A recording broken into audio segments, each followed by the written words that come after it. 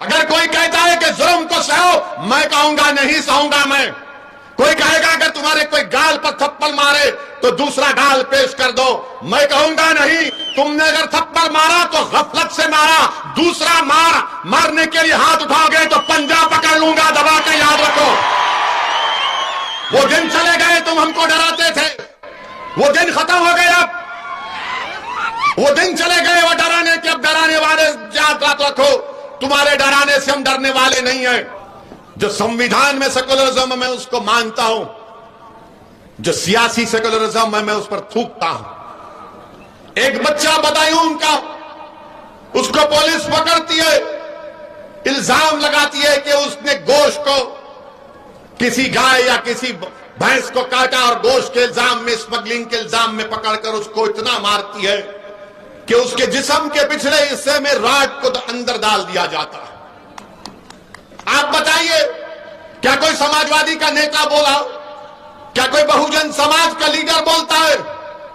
سب خاموش بیٹھے ہیں، ہم بیان دیتے ہیں، میڈیا میں بولتے ہیں، مجلس کے ذمہ دار اس غریب کے گھر کو جاتے ہیں تو وہاں کے مجلس کے ذمہ داروں نے مجھے فون کر کہا کہ اسد الدین اویسی صاحب، جس بچے پر یہ ظلم اور بربریت کی گئی اس کا باپ اتنا غریب ہے کہ وہ خبر کھود کر اپنی زندگیوں کو گزارتا ہے، اپنے گھر کو چلاتا ہے، اس پر ظلم ہوا مگر کوئی آواز نہیں اٹھائے گا۔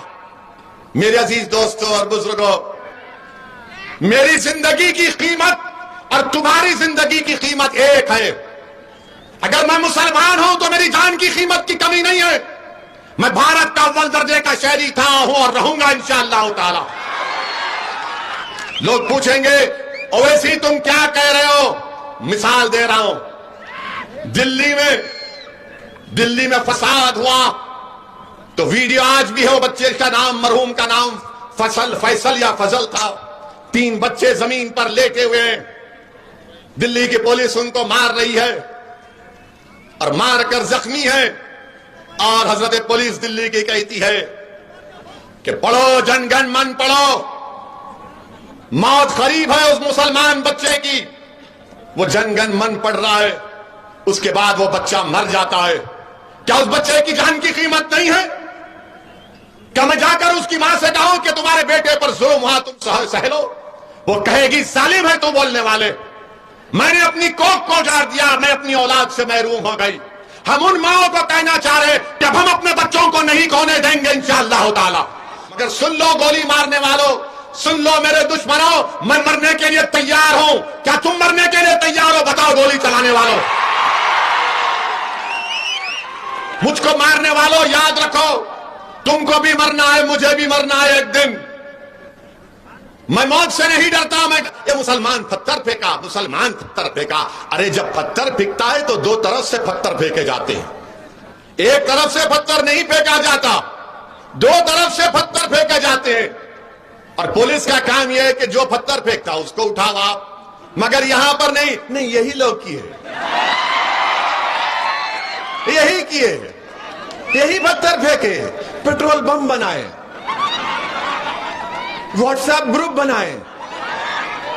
یاد رکھو یہ کہانی بہت پرانی ہو چکی ہے، اس کہانی کو بدلو۔ تم 40 سال سے صرف یہی کہانی، نہیں مسلمانی پھینکا، مسلمانی کیا، تو کیا سب کیا دوسرے دودھ کے دھلے ہوئے ہیں؟ مگر آپ دیکھو کوئی آواز نہیں اٹھاتا۔ جو کوئی لیڈر بننا چاہتا ہے ہاتھ اٹھاؤ پورا، بس یہی میری زندگی کا سرمایہ ہوگا۔ میں جب اس دنیا سے جاؤں گا تو میں چاہوں گا کہ ایک اسد الدین اویسی نہیں بلکہ مجھ سے زیادہ قابل ہزاروں لوگ کھڑے ہو جائیں جو غریب اور مظلوموں کے انصاف کے لیے لڑے، جو صرف مسلمانوں کی بات نہ کرے، جو صرف دلتوں کی بات نہ کرے، جو صرف آدیواسیوں کی بات نہ کرے، بلکہ ہر اس انسان کی بات کرے جس پر ظلم ہو رہا ہے، جس کو دبایا جا رہا ہے، جس کو پیسا جا رہا ہے۔ آپ اسی وقت کریں گے جب آپ قائد بنیں گے۔ جو سمویدھان میں سیکولرزم ہے میں اس کو مانتا ہوں، جو سیاسی سیکولرزم ہے میں اس پر تھوکتا ہوں۔ یہ سیاسی سیکولرزم کیا ہے سنو آپ۔ مدھیہ پردیش میں ایک ہمارے جین طبقے کے، جین برادری کے ایک ضعیف آدمی کو ایک بی جے پی کے کارپوریٹر کے ہسبینڈ نے، شوہر نے خوب پیٹا، تپا مارا، ویڈیو نکالا، اور کیا کہہ رہا تھا؟ بول کیا تو مسلمان ہے؟ 4 تھپڑ مارتا، بول کیا تو مسلمان ہے؟ وہ بیچارہ ضعیف بوڑھا بول رہے نہیں تو مسلمان ہے، اتنا مارا کہ وہ مر گیا۔ اب آپ بولو سیکولرزم ہے یہ کہ ملک میں مسلمانوں سے نفرت اتنی بڑھ چکی ہے، اور 2014 سے بی جے پی نے، نریندر مودی کی قیادت میں بی جے پی نے بھارت کے مسلمانوں کے تعلق سے ایک اعلان جنگ کر دیا اور نفرت پیدا کی ہے، کبھی اخلاق کو، کبھی پیلو کو، کبھی رکبر کو، کبھی حافظ جنید کو، کبھی گوشت کے نام پر، اب حجاب کے نام پر تکلیف دی جا رہی۔ ہماری بچی حجاب پہنتی، ان کے سینے میں تکلیف محسوس ہوتی ہے۔